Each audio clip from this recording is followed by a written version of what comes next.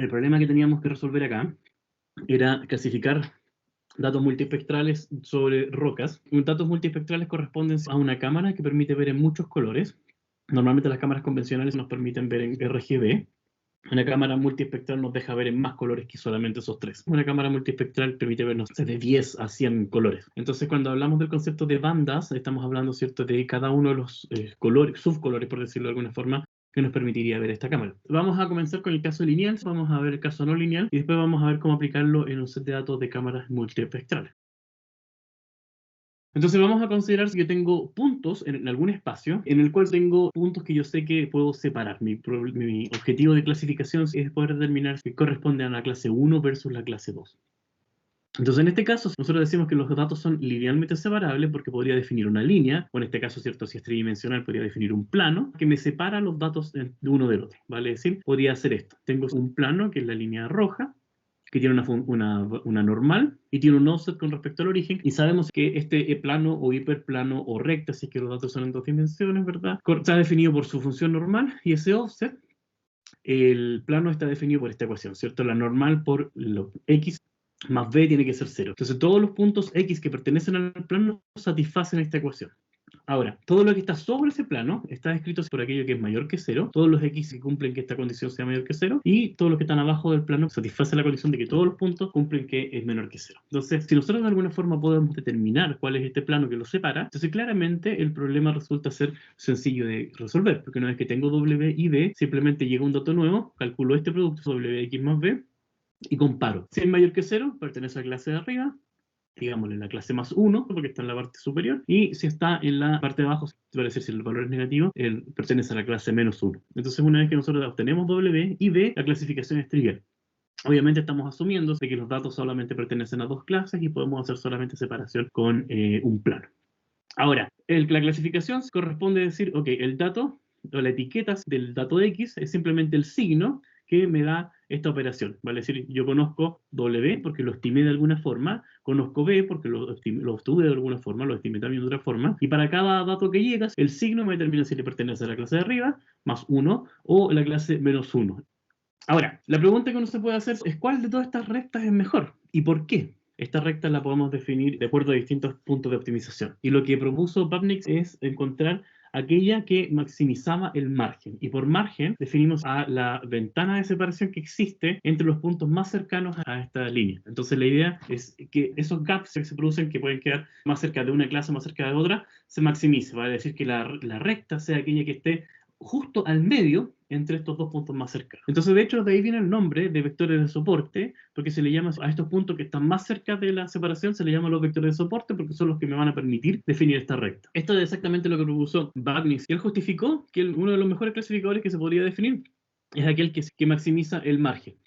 ¿Eso qué quiere decir? Por ejemplo, yo tengo todos estos vectores que les mencionaba. Estos dos vectores de por sí me definen una recta, o un plano, en este caso, y voy a llamarle ese plano H1. Lo que los otros vectores de la otra clase, que están más cerca de la siguiente clase, me definen el otro plano H2.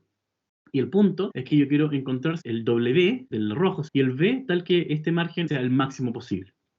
¿Para qué? Para asegurar, ¿cierto?, de que la separación sea la mejor posible de acuerdo a esta métrica.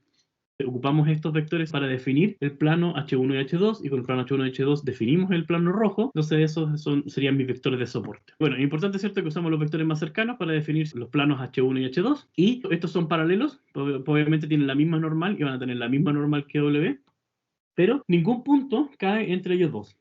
Una vez que tenemos H1 y H2, el que maximiza el margen es aquello que cae justo al medio de estos dos planos, porque es el que maximiza la distancia entre estas dos clases.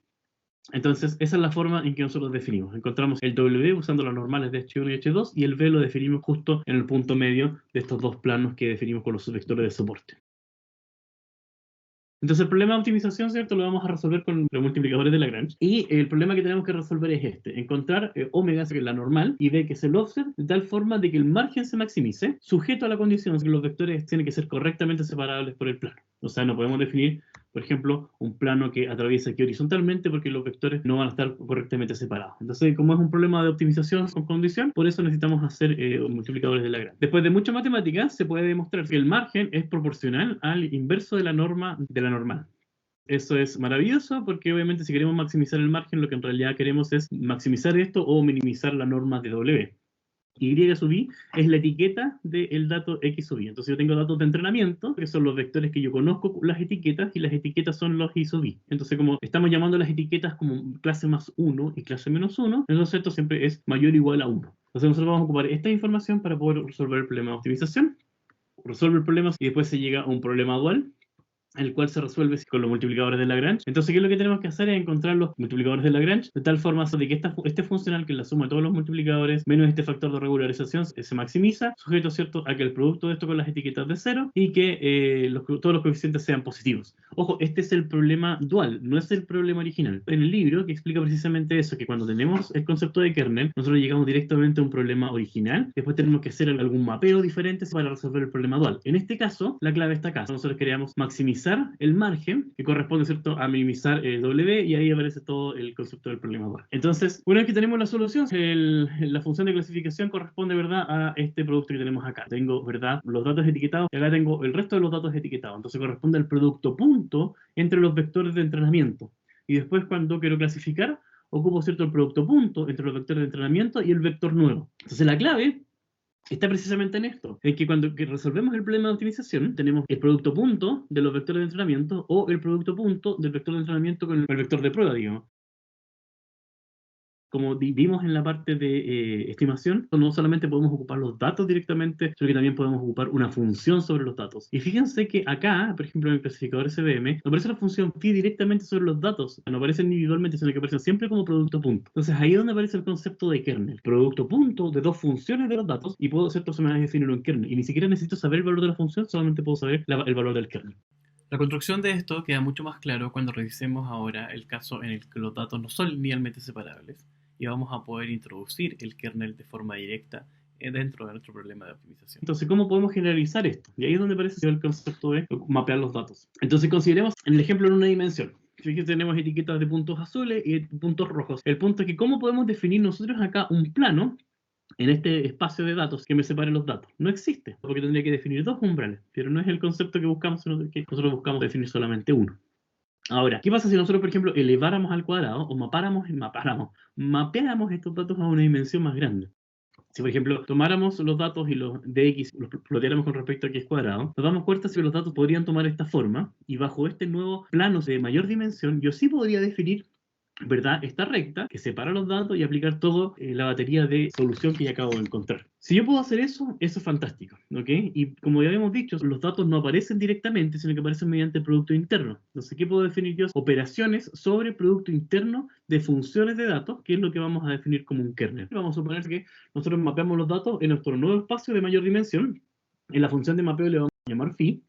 Y lo que vamos a hacer, por ejemplo, que tengo datos que son separables aquí, no por un plano, los mapeo a una nueva dimensión, mediante esta función phi, como cada uno de los x, y aquí pasa con phi, y podría obtener este hiperplano. Si nosotros mapeamos los datos y ocupamos nuestras teorías para responder el problema en el nuevo plano, en lo que va a aparecer en el nuevo plano no son los datos mapeados, sino que van a ser los productos internos de los datos mapeados. Entonces, no necesito formalmente saber phi, sino que simplemente tengo que saber el producto interno en phi de i con phi de x sub j.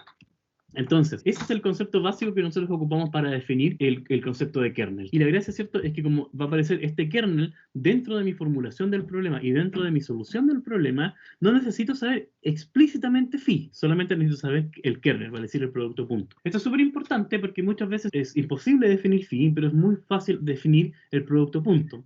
De hecho, es tan interesante que cualquier función bidimensional que satisface el teorema de Mercer puede ser ocupado como kernel. Entonces, ¿qué es lo que hace el kernel? Implícitamente mapea los datos a una dimensión sin necesidad de calcular explícitamente el mapeo de cada uno de los datos. Entonces, en vez de hacer esto, mapeamos cada uno de estos acá, resolvemos acá y después volvemos, sino que sobre estos datos hacemos el diseño, pero en vez de hacerlo sobre X, lo hacemos sobre un kernel. Entonces, podemos ocupar cualquier tipo de kernel, vale decir, cualquier operación, como les digo, que satisfaga el teorema de Mercer. Podemos definir el concepto de kernel lineal, que es aquel kernel que ya hemos utilizado en la formulación original del problema de máquinas de soporte. El polinomial que corresponde a esto elevado a un valor p. Y podría ser, por ejemplo, el kernel gaussiano, que corresponde a la exponencial y la norma. Entonces, obviamente, estos son mucho más radiales porque solamente ocupa, ¿verdad?, una varianza sigma en torno a los puntos. Entonces, ¿cómo aplicamos esto en los datos que les comentaba? El problema es que nosotros teníamos una cámara hiperespectral que capturaba en 10 bandas y lo que tenemos acá es una roca, que en este caso era limestone, y acá tenemos granito. Y lo que yo hice en este rectángulo blanco, tomé el promedio de todos los píxeles para cada una de las bandas y ploteé la intensidad. Entonces vemos de que el limestone, que es la línea azul, tiene esos valores de respuesta. Ploteo el granito, estos tienen exactamente el mismo valor de respuesta, prácticamente el mismo. Entonces, poder clasificar esto de hecho, si lo miramos en esa imagen, se ven completamente del mismo tono, es prácticamente imposible. Entonces, necesitamos ocupar información multiespectral. Y yo probé con un clasificador euclidiano, que lo único que hace es calcular la diferencia entre cada uno de estos puntos, calcular la norma de esa diferencia y con eso determinar a qué clase pertenece cada uno. Y eso lo puedo hacer ocupando las primeras 5 bandas o ocupando las 10 bandas que tengo disponibles. El clasificador euclidiano, obtengo un error del 13%, pero si ocupo todas las bandas, mi error baja a 8. Sin embargo, cuando ocupo un clasificador SVM, cuando ocupo el lineal, que es el más básico de todos, que tenemos, bajamos el error con 5 bandas a 4, y cuando ocupo 10 bandas tenemos un error menor al 1%.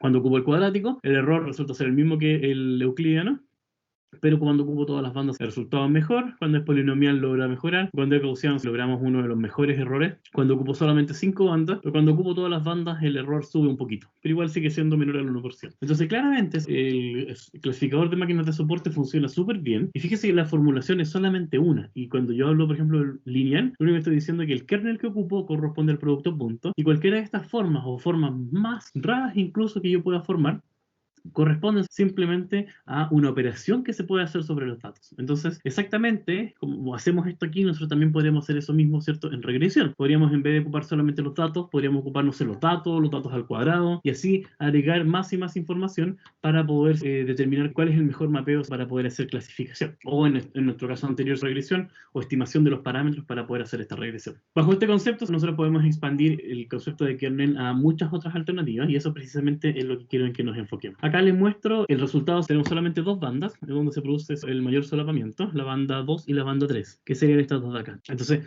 en X tengo la primera roca, que es limestone, en los círculos rojos tengo la segunda roca, que es granito, y lo que nos interesa es poder definir ojalá el mejor hiperplano. Acá obviamente fíjense que si yo defino el hiperplano acá, hay muchos datos que se pasan de un lado a otro. Entonces hay un concepto de peso, como tiene las etiquetas, se le agrega un peso y un castigo a estos que se pasaron al otro lado, y obviamente eso los pondera dentro del proceso de optimización. Cuando ocupo entonces el kernel lineal, ¿verdad?, los vectores de soporte son los puntos, los círculos negritos, y ese es la mejor plano de separación que maximiza el margen.